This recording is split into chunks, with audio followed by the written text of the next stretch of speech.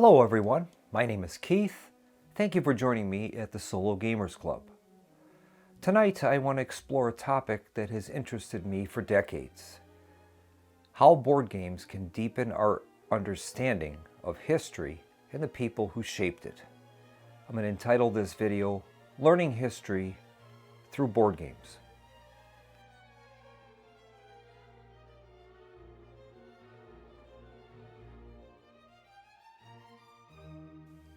From an early age, I was drawn to history and how past events have shaped the world we live in today.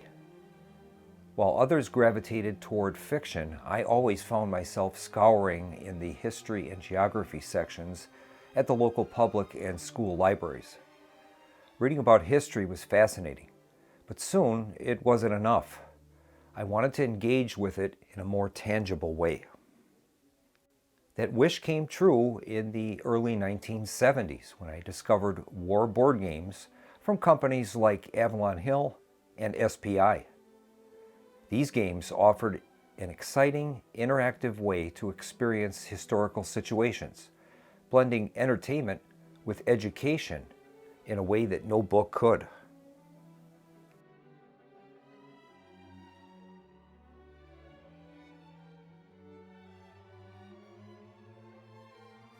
Board games have long been a beloved pastime, but war board games stand out for their ability to teach history through hands-on engagement.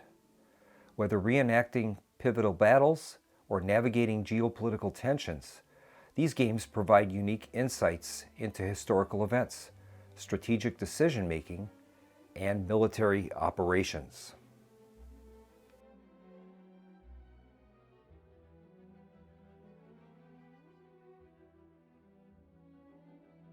War board games often incorporate real-world maps, historical figures, and critical events into their gameplay. They emphasize historical accuracy, challenging players to think critically about the circumstances and decisions that shape the conflicts. I have to give credit to war games in developing my love of maps and geography, and I believe that this directly attributed to what ended up to be a 30-year career as a land surveyor. Game mechanics like resource management, military strategy, political maneuvering, and diplomacy mirror the challenges faced by actual leaders. This immersive experience fosters a deeper appreciation for the complexities of war and the delicate balance of power that defined historical events. For this discussion, I will focus on a game I've already covered extensively on my channel, The Lamps Are Going Out, designed by Kirk Allman and published by Compass Games.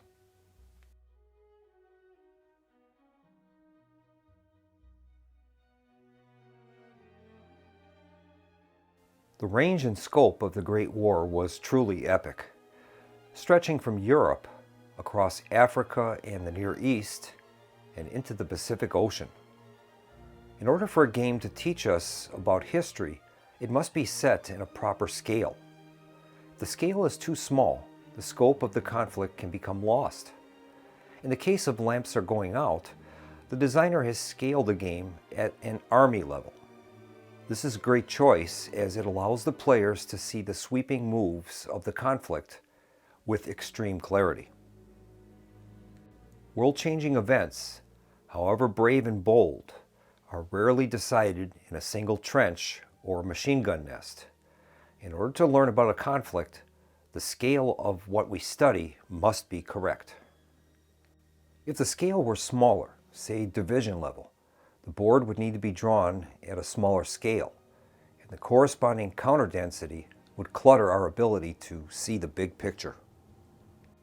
In modernity, it's difficult to grasp exactly how large an army of the First World War was. Let's examine the German First Army. In the game, it's represented by a single counter. In the real world, the army, commanded by General Alexander von Kluck, consisted of 6 corps comprising over 250,000 men. Let that number sink in.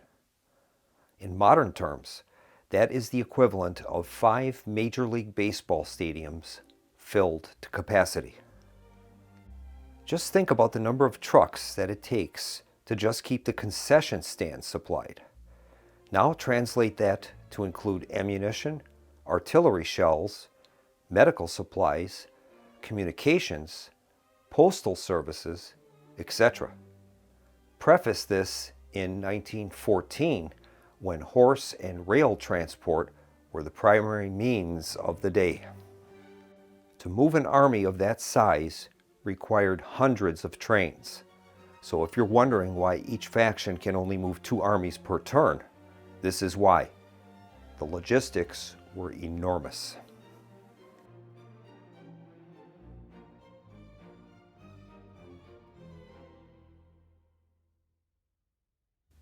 Some war board games integrate historical documents, speeches, and military records into their storytelling.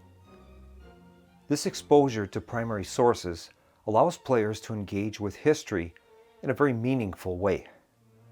The Lamps Are Going Out does more than simulate historical events. It offers educational insight into the broader context of World War I. Through its mechanics and historical narrative included in the event cards, players can explore the decisions that shaped the conflict. The second edition of the game includes a designer's book, where he includes information about each event card and the historical background behind the issue. He also provides interesting background on each of the technological cards, including information about how the development influenced actions during the war. So in game terms, let's look at the Russian Tsar's decision to mobilize the Russian army following the Austrian declaration of war on Serbia. In game terms, during fall 1914, 2 Austrian armies are deployed to oppose 2 Serbian armies. Was the Tsar's decision guided by his desire to protect the Slavic peoples of Europe? Or was it motivated more by the fact that a Serbian collapse would place 2 additional Austrian armies in the Carpathians, opposing his flank in Ukraine? You decide.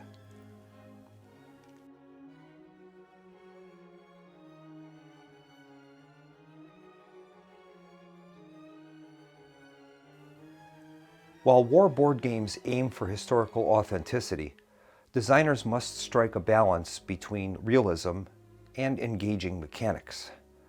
Some games struggle to maintain this equilibrium, but The Lamps Are Going Out succeeds in capturing the grand operational aspects of the Great War, while keeping gameplay both accessible and engaging. And accessibility is the key. There are several games on the market that approach the Great War in extreme detail, and they are excellent games. Storm of Steel from Decision Games comes to mind. It's an outstanding game of the Great War, but its scale requires extreme dedication, space, and time to play. To learn from a game, we must be willing and able to play it. The Lamps Are Going Out effectively conveys the nature of warfare during this period, ensuring players grasp both the strategic and logistical challenges that military leaders faced, and it does so within an approachable footprint.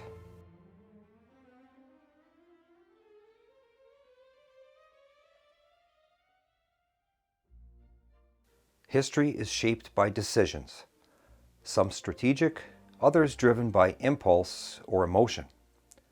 War board games allow players to step into the roles of historical figures, making choices that influence the course of the conflict. In The Lamps Are Going Out, players must weigh their options carefully, as each decision impacts the unfolding war. The game's card-assisted system provides flexibility without overly dictating players' actions, allowing them to explore alternative approaches to the conflict.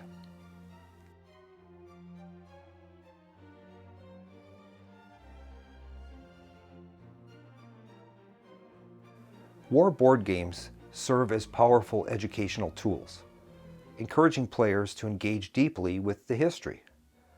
By integrating historical events, strategic decision-making, and primary sources, these games offer an interactive and thought-provoking way to explore the past. Whether played in a classroom or amongst friends, they provide a compelling way to make history come alive. The Lamps Are Going Out is no exception.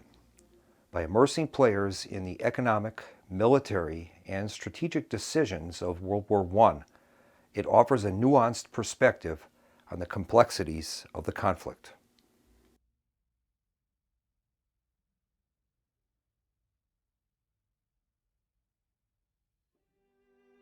The game captures the realities of the Great War, reflecting the balance of forces, evolving strategies, and logistical challenges military leaders faced.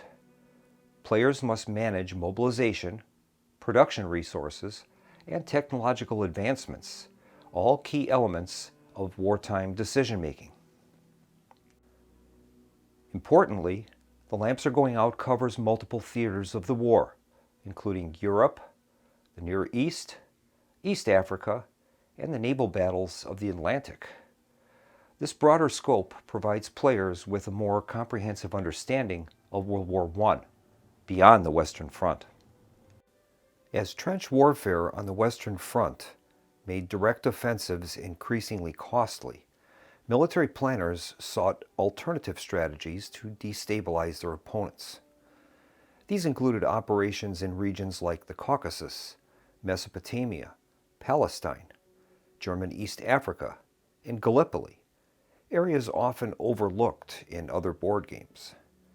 By incorporating these theaters, The Lamps Are Going Out presents a more complete picture of the conflict and helps to provide the reasons why these lesser-known theaters were important. One of these theaters was German East Africa. The German general Paul Lettow-Vorbeck, leading a small German contingent alongside a force of Askaris, local African soldiers, waged a remarkable guerrilla campaign against overwhelmingly superior British Indian forces. Through strategic mobility and unconventional tactics, his force of 14,000 men managed to tie down nearly 300,000 British, Indian, Belgian, and Portuguese troops for over 4 years. The prolonged resistance drained vast Allied resources, diverting supplies and manpower that might have been otherwise strengthened efforts on the Western Front.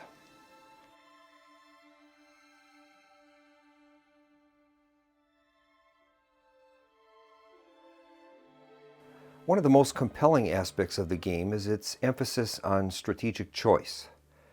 Players must carefully allocate resources, balance offensive actions, and integrate technological advancements into their plans, all challenges their historical counterparts faced.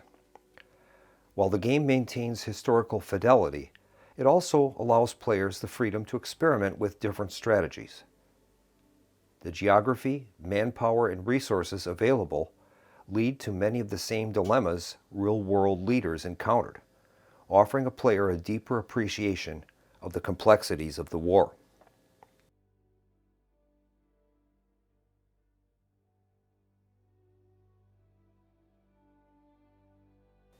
Board games, when approached with a proper scale and scope, can become a gateway to understanding history. By immersing players in the strategic and logistical aspects of World War I, Lamps provides an interactive way to explore the decisions, conflicts, and consequences that shape the era.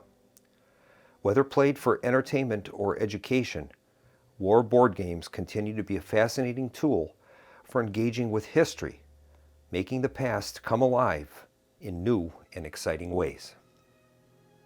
I hope this video was both interesting and beneficial to the viewers, and that it opened a new door in your mind as to how war games can be explored to gain better understanding of history.